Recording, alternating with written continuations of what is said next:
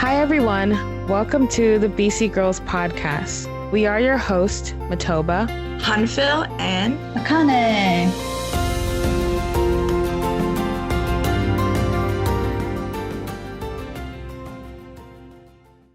Hello, everyone. So today's topic, we're going to be talking about forgiveness. We have some questions that we've written down, such as how to forgive, what is forgiveness, and how do you forgive yourself, amongst many other questions that we'll be answering today. So the reason why we've decided to talk about forgiveness is because currently in our world today, a lot of things are happening to different groups of people.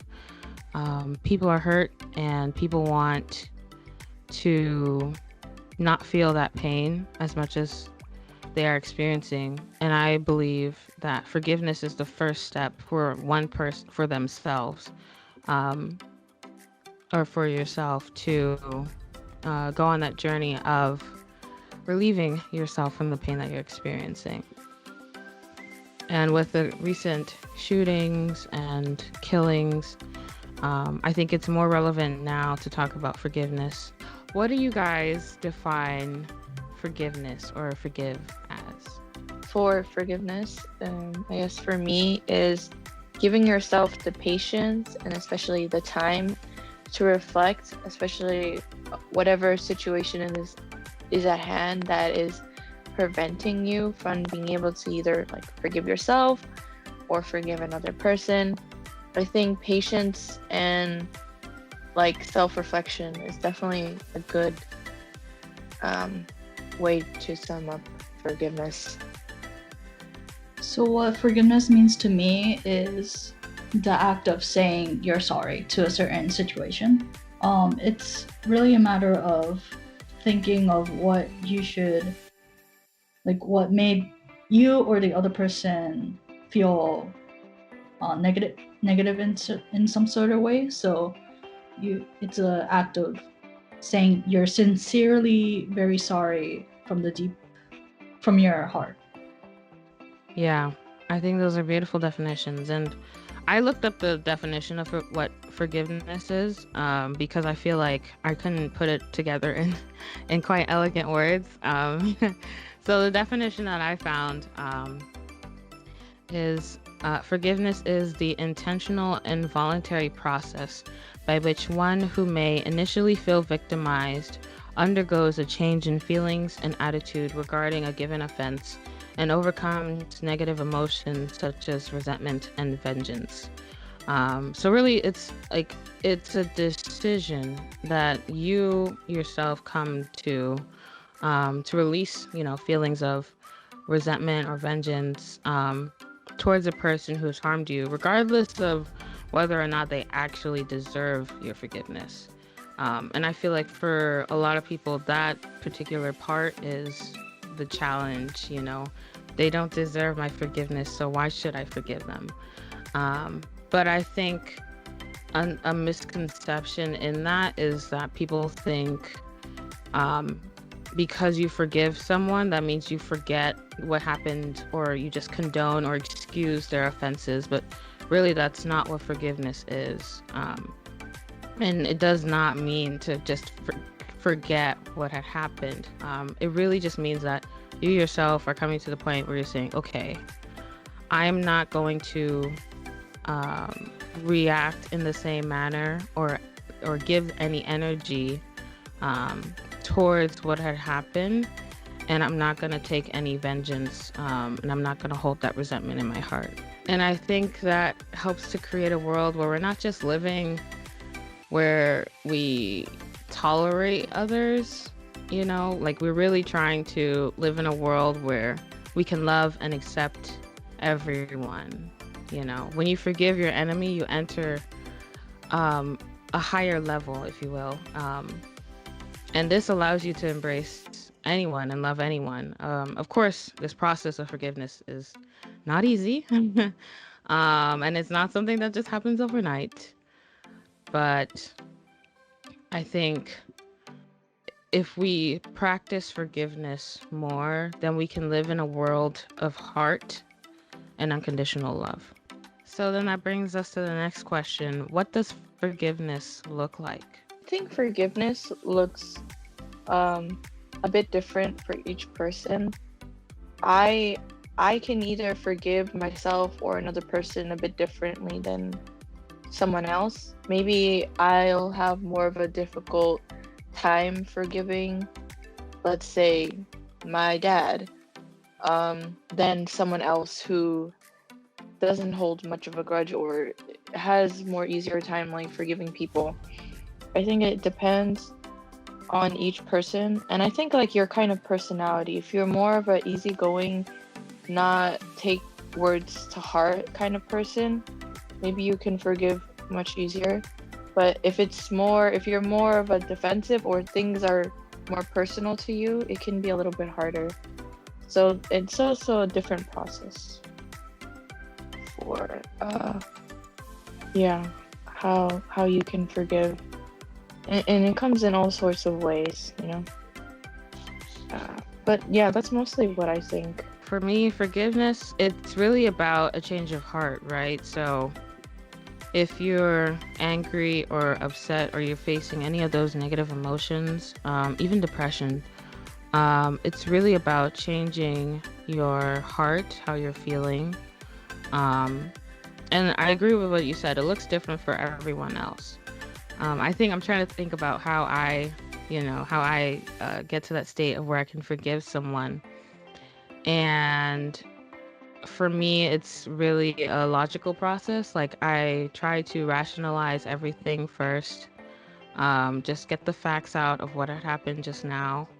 Try to remove sort of the emotions, even though I know that's like hard and it might not work for someone else. But I really try to stick to, okay, so what had happened and how does that situation make me feel? So I try to analyze and then I get to the rationalizing part where I'm like, okay, well, maybe this, that, and the third, or whatever the situation may be. And I think, I can give an example. Recently something happened to my dad, and that was really shocking for our whole family. And when we were dealing with my father and asking him if he's okay, I didn't have time to think about the person who harmed my father. Instead, I was just, worried and concerned about how my father was feeling, how he was doing, if he was, healthy or if he was hurt anywhere. And then afterwards, he was taken to the hospital, and then I had time to reflect on everything. Sometimes when you're in a situation like that, you don't dwell on, questions. You just, okay, what can I do now? And so I was just in my room going over what my father had said had happened to him, and just, really feeling all the emotions that I could in that moment. Because I know if I linger, if I have those emotions and they continue to linger, then it will just affect my everyday life. Like for a week or so, I wasn't as focused or concentrated as I would normally be, and I was on a roll. Like we had our BC Girls podcast and we had our interview with Miss Angelica, so I was like on a high. And then that happened, and then I just lost all sense of concentration, right, and focus. And I forgot that I had to do this, that, and the third. So that's what I mean by dealing with those emotions in that moment then, so that later it doesn't continue to linger. But obviously it wasn't successful. But it's okay. And then eventually in that time, I got to a place where I can think, okay, you know what? Maybe this person wasn't in there, wasn't thinking straight when they were doing what they did. And maybe they're not in the right state of mind. So I can't blame him or her for not being in that right state of mind. There's only so much that I can do in this situation. So I, was like, you know what? I want to forgive this person. I don't know who it is. I want to forgive him or her. And I just pray to, I pray to God that they receive the help that they need. Because it didn't really make any sense to just randomly attack someone you don't even know. So I was, praying for that person, God, please, if they get caught or, something, that I pray that they receive the help that they need, that they have a chance to really reflect on the life that they've lived or that they're living, and want to make a change for themselves, so that they can live better lives. And that was really my heart in that moment. So that's how it looked like for me. That was a big test because normally I would get really upset and, be like, oh, I hate everything. But I went the opposite direction and I just decided to forgive. So I'm going to talk in a more visual way. For me, for me, it looks like it's open hands or open arms. Like someone's trying to like I guess hug, but also embrace the wrongs that you have done in this world, I guess. And like even though there aren't many people that might, not forgive you for what you have done, maybe if you were like, doing some kind of crime or an action that might harm both you and the other person, I feel like it just looks like open arms, trying to embrace everything that you did all throughout your life, I guess. But I guess it's like also finding someone that can support you in some way. So yeah, that's what forgiveness looks like for me. yeah, thank you for sharing that. It is about embracing. And so what state of mind do you need to be in order to forgive? I kind of just shared my story, so I'm interested to hear what you guys have to say.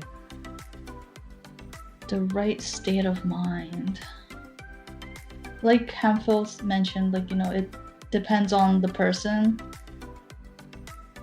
I mean, for me, you just have to have the mindset of thinking of what you have done to hurt that person. Like if he or she, your friend, like for example, a friend is ignoring you, and maybe you've done something wrong, maybe try to ask, like if they ask you or you ask them like what's wrong and they're like, completely ignoring you, maybe like try to find a way to kind of figure out like what you've done wrong.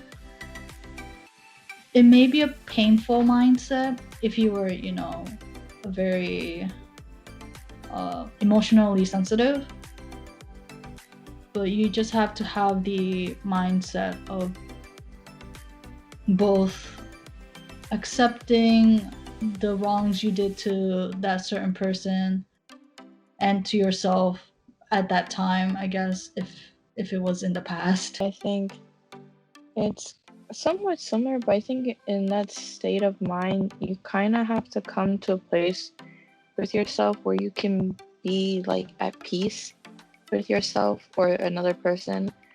I feel like if your mind is going through like what you said, Matilda, so much emotions or so much turmoil and chaos, it's not an easy place for you to be able to like go to a thinking mindset where like, oh, okay, I'll be able to forgive myself or I'll be able to forgive this person, because like you said, you're letting those lingering feelings, you're letting all those thoughts and emotion kind of overcome the purpose of what you're trying to do, kind of thing. So I guess when you can go to that level of like more clarity and peace, I feel like it'd just be more calmer for you to smoothly go through that stage of forgiveness. Yeah, I agree. And also I think, having sympathy and empathy, that's a mindset that's needed to forgive. Otherwise, You can't forgive if you don't sympathize or empathize with the other person. Both parties, whoever, the victim and the person who caused the pain. And I say this, or I've said this to myself quite often, that hurt people, or people who are hurt, hurt others. So hurt people hurt people.